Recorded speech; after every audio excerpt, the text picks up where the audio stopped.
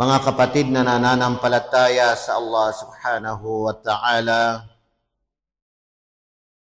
ang Allah subhanahu wa ta'ala ay palaging nagbibigay sa atin ng pagkakataon. Pagkakataon na upang tayo ay makabawi. Pagkakataon na upang tayo ay makaipon ng maraming mga kabutihan. Mga pagsamba sa Allah subhanahu wa ta'ala, mga pagsunod sa Allah subhanahu wa ta'ala, o anumang mga gawaing mga kabutihan sang-ayon sa ating pananampalatayang Islam. Mga kapatid na nananampalataya sa Allah, ilang araw lang ay papasok na tayo sa mga araw na kung saan ay ito na yung mga araw na higit na kalugod-lugod sa Allah subhanahu wa ta'ala.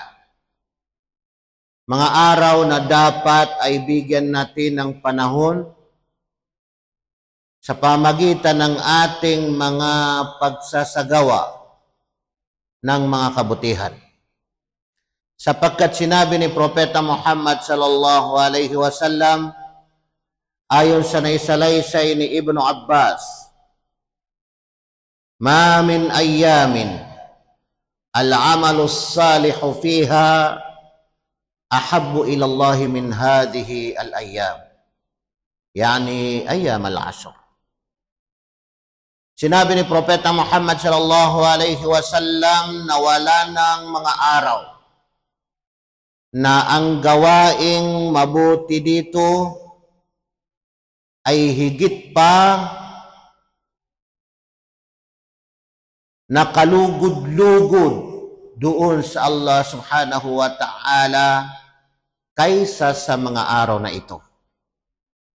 Ano itong mga araw na ito? Itong mga araw ng 10 araw ng unang Zulhijjah, buwan ng Hajj.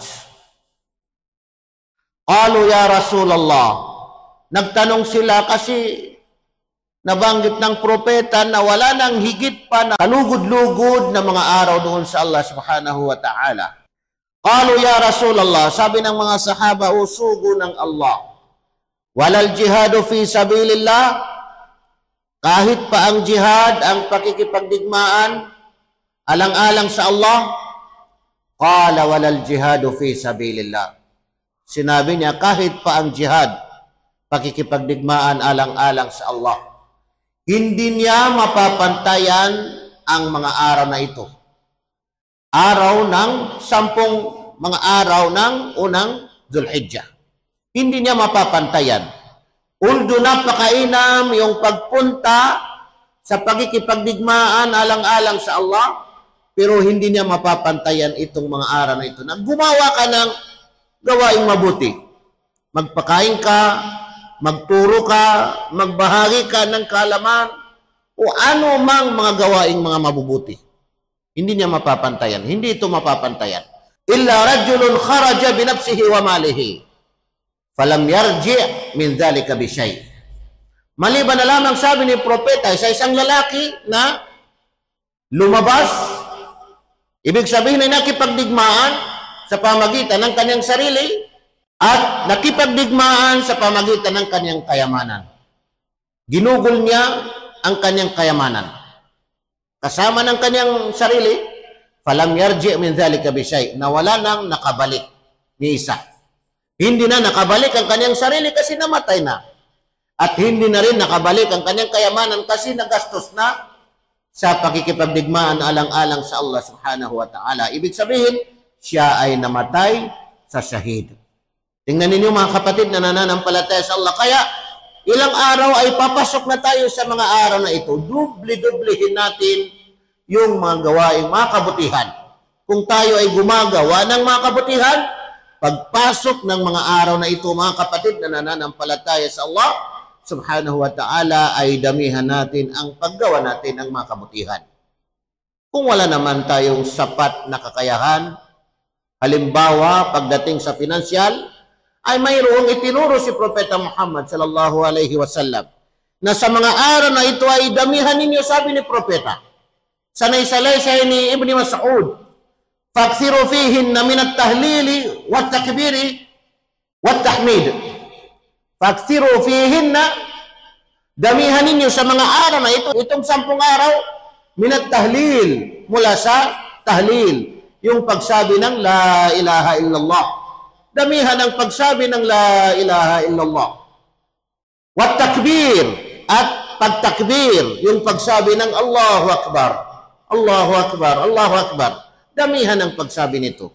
Wat-tahmid, at ang pagsabi ng Alhamdulillah, Alhamdulillah, Alhamdulillah. Damihan ang pagsabi. Tingnan ninyo, kung wala tayong financial, wala tayong kakayahan, sapat-sapat, halimbawa, yung mga gawaing mabuti, wala tayong kaalaman, hindi tayo makapagbahagi, hindi tayo makapag-share, hindi tayo makapagturo, kasi critical kung magturo ka naman ng mali.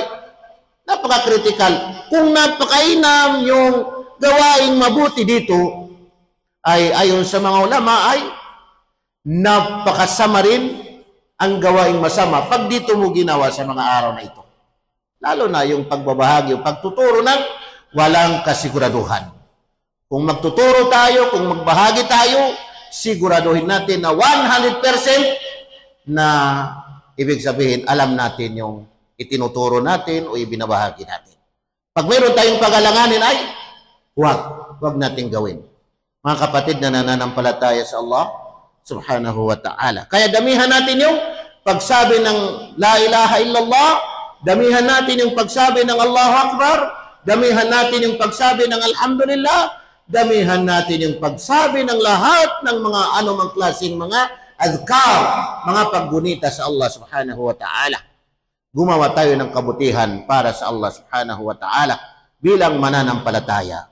Sinabi ng Allah subhanahu wa ta'ala, "Man 'amila salihan min dhakarin aw untha wa huwa mu'min فَلَنُحْيِيَنَّهُ حَيَاةً طَيِّبَةً وَلَنَجْزِيَنَّهُمْ أَجْرَهُمْ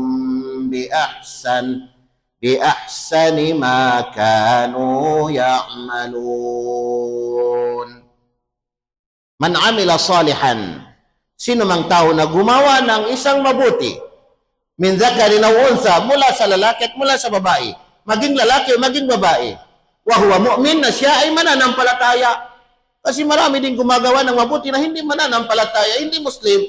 Ang tinutukoy dito, yung mu'min, yung mananampalataya.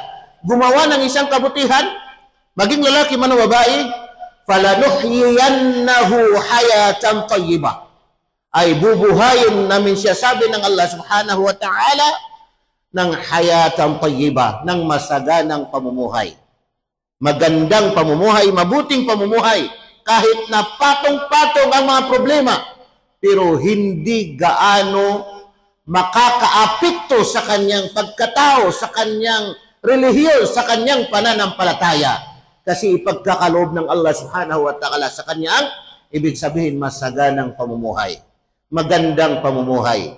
Falanuhyiyannahu hayatan tayyibah walanajziyannahum ajrahum biahsani ma kanu ya'malun.